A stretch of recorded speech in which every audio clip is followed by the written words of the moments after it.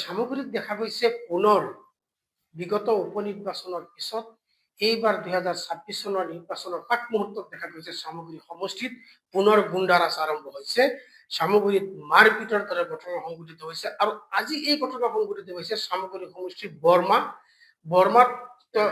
বৰ্মাত পেনাই তিনিআলিত এই ঘটনা সংঘটিত হৈছে। কংগ্ৰেছৰ এছাম গুণ্ডা বাহিনী অৰ্থাৎ 20ৰ পৰা 25 জনীয়া এটা গুণ্ডা বাহিনীয়ে বলেৰো বাহনত আহি তেওঁলোকে বিজেপিৰ কাৰ্যকৰ্তাসকলে যেতিয়া নেকি ফ্লেগ লগাই আছিলে তেতিয়া তেওঁলোকক উপৰ্যুপৰি আক্ৰমণ কৰিছে। ইতিমধ্যে এজন লোকৰ ইতিমধ্যে আমি গম পোৱা মতে আমাৰ হাতত পোৱা তথ্য মতে এজন লোকৰ হাতৰ হাড় ভাঙিছে, মূৰত আঘাতপ্ৰাপ্ত হৈছে, প্ৰায় 6জনকৈ লোক ইতিমধ্যে আঘাতপ্ৰাপ্ত হৈছে, তেওঁলোক বিচনাত পৰি আছে। এই মুহূৰ্তত নগাঁৱৰ মেট্ৰো হস্পিটেলত ভিডিঅ' জাৰ্নেলিষ্টে দেখুৱাই আছে এইজনৰ নাম হৈছে জুৱেল ইছলাম। এইজনৰ নাম হৈছে জুৱেল ইছলাম।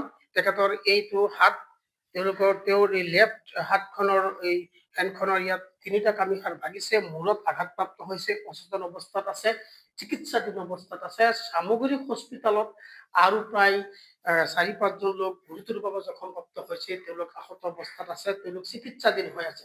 জানিব পৰা মতে বৰ্মাৰ ওচৰে পাজৰে থকা এটা কংগ্ৰেছৰ এটা পুৰণি ইতিহাস থকা গুণ্ডা প্ৰকৃতিৰ অসামাজিক প্ৰকৃতিৰ লোকসকলে আহি এনেকে বিজেপিৰ কাৰ্যকৰ্তাসকলত কৰ্মৰত অৱস্থাত তেওঁলোকক বাধা প্ৰদান কৰিছে, তেওঁলোকক উপৰ্যুপৰি আক্ৰমণ কৰিছে। আক্ৰমণ হোৱাৰ পিছত বিজেপিৰ কাৰ্যকৰ্তাসকলে তথাতথকৈ এই ব্যক্তিসকলক কৈ পেলাই চিকিৎসাধীন কৰাবৰ কাৰণে তেওঁ হস্পিটাললৈ ৰাওনা হৈছে। যদিও ইতিমধ্যে এই মুহূৰ্তলৈকে আমাৰ হাতত যিটো ডিএ নিউজ প্ৰচাৰৰ তথ্য আহিছে, আৰক্ষীয়েও তৎপৰতা অৱলম্বন কৰিছে। তেওঁলোকক ইতিমধ্যে প্ৰায় 3জনমান অপৰাধী ইতিমধ্যে কৰায়ত্ব কৰিবলৈ সক্ষম হৈছে। যদিও বাতৰি যুগুতোৱালৈকে এই মুহূৰ্তলৈকে মূল অপৰাধীসকলক কৰায়ত্ব কৰিব আৰক্ষী সক্ষম হোৱা নাই। বিজেপিৰ কাৰ্যকৰ্তাসকলে ডিএ নিউজ প্ৰচাৰত এই তথ্য সদৰি কৰিছে। যদি আৰক্ষীয়ে তন্নকৈ তালাচী চলাই মূল অপৰাধীবিলাকক গ্ৰেপ্তাৰ নকৰে, বিজেপিয়ে গণি ইয়াৰ হিচাপ ল'বলৈ বাধ্য হ'ব। মোৰ লগত সামগ্ৰী সমষ্টিৰ এজন যুৱ নেতা আছে, মোৰ লগত আৰু নিষ্ঠাবান কাৰ্যকৰ্তা আছে কেইজনমান। মই এজনৰ পৰা জানিব বিচাৰিম এই ঘটনাৰ নেপথ্যত বৰ্তমানৰ পৰিস্থিতি আৰু বিজেপিৰ কাৰ্যকৰ্তাসকলৰ কি স্থিতি হ'ব পাৰে। হয়, নমস্কাৰ।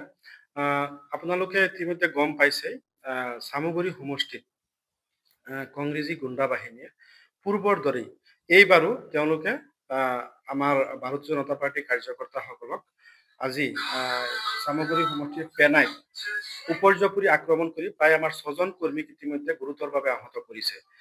ইতিমধ্যে এজন আমি নগাঁও মেট্ৰো হস্পিটেলত এডমিট দিছো আৰু বাকী আমাৰ যি 5জন আছে তেওঁলোক সামগ্ৰী হস্পিটেলত এডমিট হৈ আছে। আমি জনামতে যে আৰক্ষীয়ে তৎপৰতা আৰম্ভ কৰি ইতিমধ্যে 3জনক আৰু গ্ৰেপ্তাৰ কৰিছে। যদিও যিকেইজন মেইন কালপ্ৰিট তেওঁলোক আমি জনামতে ৰকিবুল হুছেইন ডাঙৰীয়াৰ যিটো নগাঁও বাসগৃহ আছে তাত তেওঁলোকে আত্মগোপন কৰি আছে। আৰু যদি প্ৰশাসনে গৈ পেলাই ৰকিবুল হুছেইন ডাঙৰীয়াৰ ঘৰটো যদি ৰেড মাৰে, নিশ্চয় এই আসামীসকল ওলাই পৰিব। তেওঁলোকক ইতিমধ্যে ৰকিবুলে তেওঁৰ ঘৰত নি পেলাই তেওঁলোকক আত্মগোপন কৰাই ৰাখিছে বুলি আমি গম পাইছো। আপোনালোকৰ লক্ষ্য কি হ'ব? আপোনালোকৰ বিজেপি কাৰ্যকৰ্তাই মাৰ খাইছে, জখম হৈছে, হাত ভাঙিছে, হয়, ইতিমধ্যে আমি যিহেতু ভাৰতীয় জনতা পাৰ্টীৰ কাৰ্যকৰ্তাসকলে এটা নীতি আদৰ্শত থকা মানুহ, আমি এতিয়াও প্ৰশাসনৰ ওপৰত সম্পূৰ্ণ আস্থা আৰু বিশ্বাস আছে যে প্ৰশাসনে আমাক ইয়াৰ ন্যায় দিব। যিহেতু দুদিন পিছে পেনাইত এনেকুৱা ঘটনা হৈয়ে থাকে। আপোনালোকে গম পায়, গোটেই অসমৰ মানুহে গম পায় যে পেনাই জেগাটো দুদিন পিছে এনেকুৱা ঘটনা হৈ থাকে। ইয়াত কিছুমান দুষ্কৃতিকাৰী অসামাজিক চক্ৰ কিছুমান ব্যক্তি আছে, যিসকলে তেওঁলোকৰ কামেই হৈছে ইয়াত ড্ৰাগছ বিক্ৰী কৰা বা গৰুৰ চিণ্ডিকেট চলোৱা বা আপোনাৰ সুদত পইচা দি মানুহৰ পৰা জোৰ জবস্তি মাটি দখল কৰা, এনেকুৱা কিছুমান মাফিয়া কিছুমান ব্যক্তি তাত আছে। আৰু তেওঁলোকৰ কামেই সদায় হৈছে মানুহক অত্যাচাৰ কৰা। আৰু যেতিয়া ইলেকশ্যনৰ সময় আহে, আমাৰ কংগ্ৰেছৰ হৈ যিহেতু ৰকিবুল হুছেইনৰ পোহাত স্বৰূপ তেওঁলোকে এইবিলাকক যিহেতু ৰকিবুলে পোহপাল দি ৰাখিছে, তেওঁলোকৰ কামেই হৈছে মানুহক অত্যাচাৰ কৰি গুণ্ডাগিৰি কৰা। হয়, মই এই কথাটো ইতিমধ্যে আমি এজন কাৰ্যকৰ্তাৰ পৰা যিহেতু জানিব পাৰিছো যে মূল অপৰাধীবিলাক হয়তো ৰকিবুল হুছেইন ডাঙৰীয়াৰ বাসভৱনত আত্মগোপন হৈ থাকিব পাৰে আৰু তেওঁলোকৰ কামেই হৈছে অসামাজিক কাম কৰা আৰু সমাজত উচ্ছৃংখল বিশৃংখলতাৰ সৃষ্টি কৰা, মানুহক আক্ৰমণ কৰা, সুদৰ ব্যৱসায় কৰা, গৰুৰ চিণ্ডিকেট কৰা, এনেধৰণৰ অভিযোগ আহিছে অভিযুক্তসকলৰ ওপৰত আৰু তেওঁলোকৰ বিৰুদ্ধে প্ৰশাসনে ইতিমধ্যে ব্যৱস্থা ল'বলৈ তেওঁলোকে দাবী জনাইছে। আৰু ভাৰতীয় জনতা পাৰ্টীৰ তৰফৰ পৰা ইতিমধ্যে দেখা গৈছে চামগুৰি বিধানসভা সমষ্টিত অনিল শইকীয়াই প্ৰাৰ্থিত্ব লাভ কৰাৰ পিছত তেখেতৰ জনপ্ৰিয়তাৰ প্ৰতি লক্ষ্য ৰাখি হয়তো কংগ্ৰেছৰ এক এছাম চক্ৰই, এটা অসামাজিক চক্ৰই, আণ্ডাৰগ্ৰাউণ্ডত কাম কৰা এটা চক্ৰই, ৰকিবুলৰ কুখাতস্বৰূপ চক্ৰতে হয়তো এনেধৰণৰ আৰু ঘটনা সংঘটিত কৰিব পাৰে। গতিকে নগাঁও জিলা প্ৰশাসনে এই ক্ষেত্ৰত এটা সক্ৰিয় ভূমিকা গ্ৰহণ কৰিব লাগে আৰু যিকোনো মুহূৰ্তত হ'ব পৰা সাম্ভাব্য ঘটনাৰ পৰিসমাপ্তি ঘটাবলৈ প্ৰশাসনে কঠোৰ পদক্ষেপ গ্ৰহণ কৰিব লাগে। ভিডিঅ' জাৰ্নেলিষ্ট আফতাবৰ সৈতে D I news plus Mustafa Kamal. হয়, মোৰ ওচৰত আপোনালোকে দেখিছে জুৱেল ইছলাম, তেওঁ আকৌ চামগুৰি মণ্ডলৰ যুৱ মৰ্চাৰ সাধাৰণ সম্পাদক। তেখেতৰ হাতত ইতিমধ্যে 3টা হাড় ভাঙিছে, মূৰত খুৰকিৰে মাৰিছে, দেখিছে আপোনালোকে, যথেষ্ট জখম হৈ এতিয়া এডমিট হৈ আছে নগাঁও মেট্ৰোত এডমিট হৈ আছে।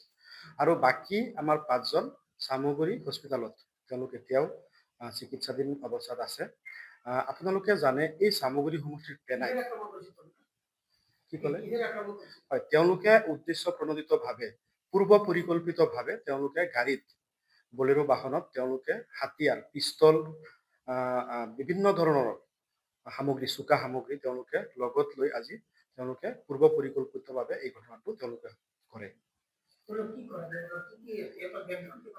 বেকগ্ৰাউণ্ড মানে তেওঁলোকে পূৰ্বতেও আমাৰ বদৰুদ্দিন আজমলৰ গাড়ী তেওঁলোকে কেইবাবাৰো ভাঙিছে, আপোনালোকে পূৰ্বতে নিউজ পাইছিলে।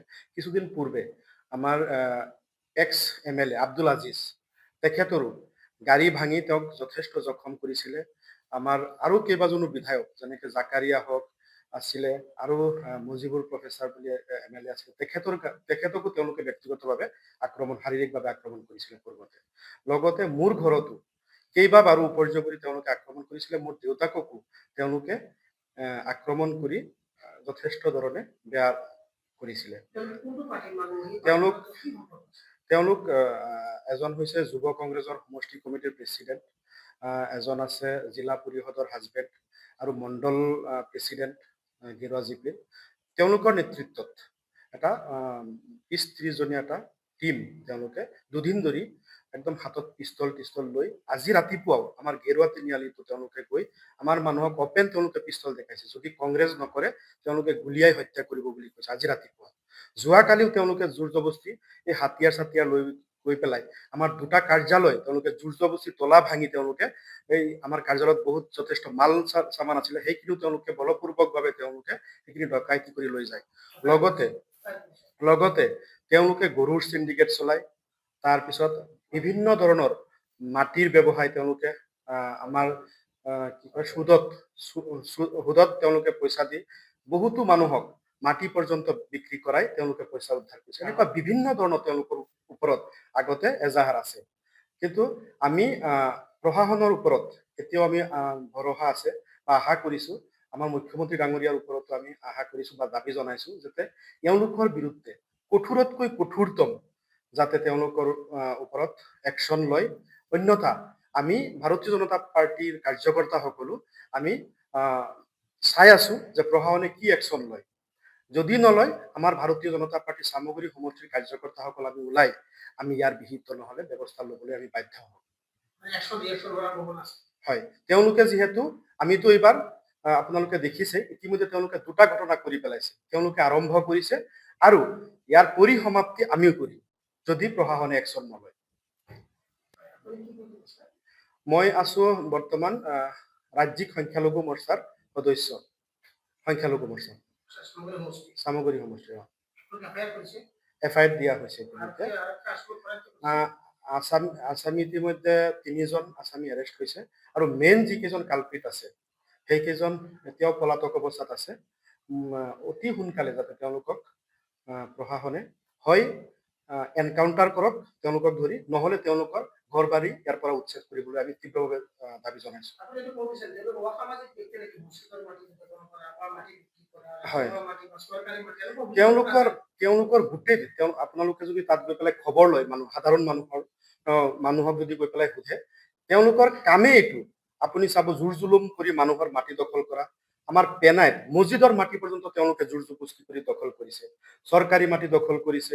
তেওঁলোকৰ কামেই হ'ল এইবিলাক, ড্ৰাগছৰ ব্যৱসায় কৰা, গৰুৰ চিণ্ডিকেট চলোৱা, তেওঁলোকৰ কামেই এইবিলাক। গতিকে যিহেতু তেওঁলোক সাধাৰণ মানুহৰ লগত কোনো সম্পৰ্ক নাই, সাধাৰণ মানুহৰ বিপক্ষে তেওঁলোকে সদায় থাকে, মই সেইবাবে প্ৰশাসনক তথা মুখ্যমন্ত্ৰী ডাঙৰীয়াক মই কৰজোৰে অনুৰোধ জনাইছো, যিহেতু এইকেইটা মানুহে গোটেই সমাজত এটা অশান্তিৰ পৰিৱেশ সৃষ্টি কৰে, তেওঁলোকক হয়তো ইয়াৰ পৰা বুলডোজাৰ লগাই উচ্ছেদ কৰক, নহলে তেওঁলোকক এনকাউণ্টাৰ কৰক বুলি আমি প্ৰশাসনক দাবী জনাইছো।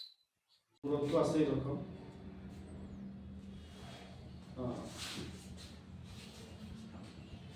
হ্যালো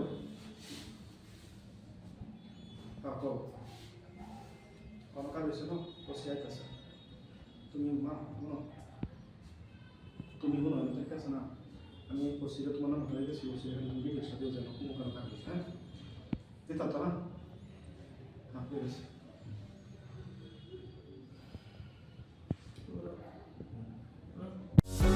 যিকোনো খবৰৰ বাবে যোগাযোগ কৰক আমাৰ এই নম্বৰত 9181 307 2221।